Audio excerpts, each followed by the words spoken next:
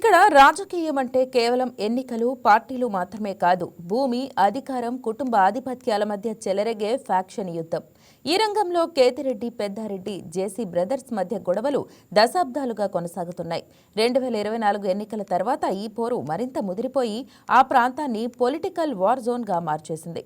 అసలు ఎందుకు ఈ వివాదాలు? అక్కడ రాజకీయ పరిస్థితులు ఎలా ఉన్నాయి? ప్రస్తుతం పెద్దారెడ్డి పరిస్థితి ఏంటి? ఆయన రాజకీయ భవిష్యత్తు ఏ విధంగా ఉండబోతోంది? ఈ ప్రత్యేక కథనంలో తెలుసుకుందాం.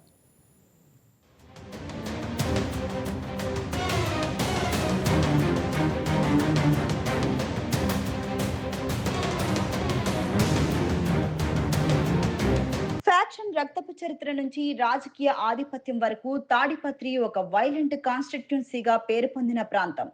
కేతిరెడ్డి, జేసీ కుటుంబాల మధ్య వివాదానికి 3 దశాబ్దాల చరిత్ర ఉంది. మొదట్లో భూ వివాదాలు, కుటుంబ హింసలే ఉండేవి. కానీ 2010 తర్వాత ఇది రాజకీయ రణరంగంగా మారింది. ఈ రెండు కుటుంబాలు కూడా తాడిపత్రి చుట్టూ భారీ భూములు కలిగి ఉన్నాయి. భూసేకరణలు, అక్రమ ఆక్రమణాలు ఈ గొడవకు మూలమని చెప్పవచ్చు.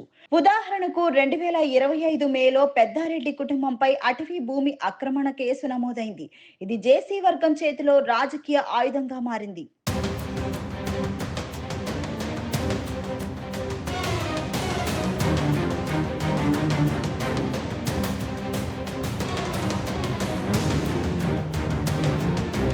2019లో పెద్దారెడ్డి వైసీపీ నుంచి గెలిచి మంత్రి పదవి సంపాదించారు. అటు జేసీ బ్రదర్స్ టీడీపీలో బలపడ్డారు. 2024 ఎన్నికల్లో జేసీ అస్మిత్ రెడ్డి టీడీపీ అభ్యర్థిగా గెలిచారు. గత ఎన్నికల తర్వాత జేసీ వర్గం తాడిపత్రిని అన్టచబుల్ గా మార్చేసింది. పెద్దారెడ్డి 16 నెలల పాటు తాడిపత్రికి రాకుండా అడ్డుకున్నారు. పోలీసు షిఫ్ట్లు, కోర్టు ఆదేశాలు, పెద్దారెడ్డి సుప్రీంకోర్టు వరకు వెళ్లి భద్రతా ఆదేశాలు పొందారు. కానీ జేసీ వర్గం పోలీసులను, స్థానికులను ఉపయోగించి అడ్డుకుంటుంది. జూలై 2024లో పెద్దారెడ్డి కుటుంబానికి కిల్ థ్రెట్స్ వచ్చాయి. కూటమి అధికారంలోకి వచ్చిన తర్వాత జేసీ బ్రదర్స్ తాడిపత్రిని తమ రాజ్యంగా మార్చేసుకున్నారని, ఇది గూండాల రాజ్యమని పెద్దారెడ్డి విమర్శిస్తున్నారు. 2024 ఎన్నికల తర్వాత తాడిపత్రి పూర్తిగా జేసీ కుటుంబానికి కంచుకోటలా మారిపోయింది. జేసీ అస్మిత్ రెడ్డి ఎమ్మెల్యేగా, జేసీ ప్రభాకర్ రెడ్డి మున్సిపల్ చైర్మన్ గా ఉన్నారు.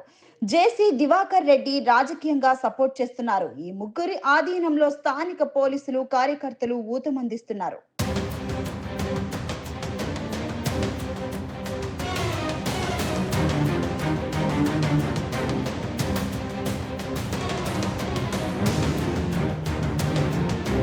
తాడిపత్రిలో ఒకప్పుడు అండర్ డెవలప్డ్ గా ఉండేది. కానీ ఇప్పుడు రోడ్లు, నీటి ప్రాజెక్టులు మెరుగుపడ్డాయి. ఇదంతా జేసీ వర్గం తిరుగులేని రాజకీయానికి కారణమని స్థానికులు ఆలోచన.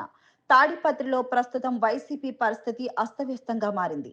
పెద్దారెడ్డి సమన్వయకర్తగా పార్టీ కార్యక్రమాలు చేస్తున్నారు. కానీ కొన్ని దాడులు, హింసలు ఆయన్ని అడ్డుకుంటున్నాయి. ప్రస్తుతం పెద్దారెడ్డి ఒంటరి పోరాటం కొనసాగుతుంది. ఇప్పటికీ పెద్దారెడ్డి తాడిపత్రిలో గెస్టులా మాత్రమే ఉంటున్నారు. కోర్టు ఆదేశాలతో భారీ సెక్యూరిటీతో తాడిపత్రికి వస్తున్నారు. వారి కుటుంబం హింసలకు బలైంది. ఇంటి మీద దాడులు, వాహనాల ధ్వంసం లాంటివి ఎన్నో జరిగాయి. అయితే ఆయన మాత్రం జేసీ బ్రదర్స్ తగ్గే వరకు తాను తగ్గేదే లేదని ఇటీవల సంచలన కామెంట్స్ కూడా చేశారు. వైసీపీలో ఆయన స్థానం బలంగా ఉంది.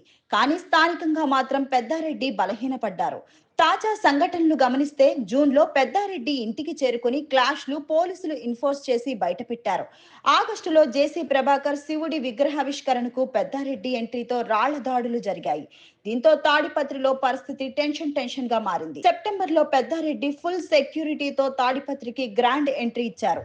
దీంతో జేసీ వర్గానికి షాక్ తగిలినట్లయింది.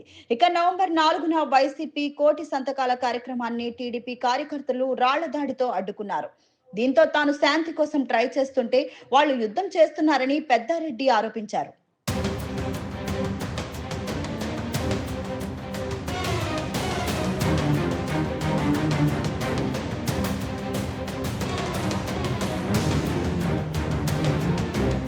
ఇక పెద్దారెడ్డి రాజకీయ భవిష్యత్తు విషయానికి వస్తే 2029 వరకు పోరు ఉండనుంది. అనంతపురం వైసీపీలో ఆయన కీ ప్లేయర్. 2029 ఎన్నికల్లో తిరిగి కంటెస్ట్ చేస్తే జగన్ సపోర్ట్ తో బలపడవచ్చు. తాడిపత్రిలో పెద్దారెడ్డిపై జరిగిన సంఘటనలన్నీ ఆయనకు బూస్ట్ అనుకోవచ్చు. అలా కాకుండా టీడీపీ ఆధిపత్యం కొనసాగితే తాడిపత్రి జేసీ టెరిటరీగా మిగిలిపోతుంది అని రాజకీయ విశ్లేషకులు అంచనా వేస్తున్నారు. హింసలు మరింత పెరిగితే పెద్దారెడ్డి అరెస్టు లేదా బయట తప్పించుకొని తిరగాల్సిన పరిస్థితి ఏర్పడుతుంది. ఈ ఫ్యాక్షన్ యుద్ధం 2029 వరకు కొనసాగుతుంది.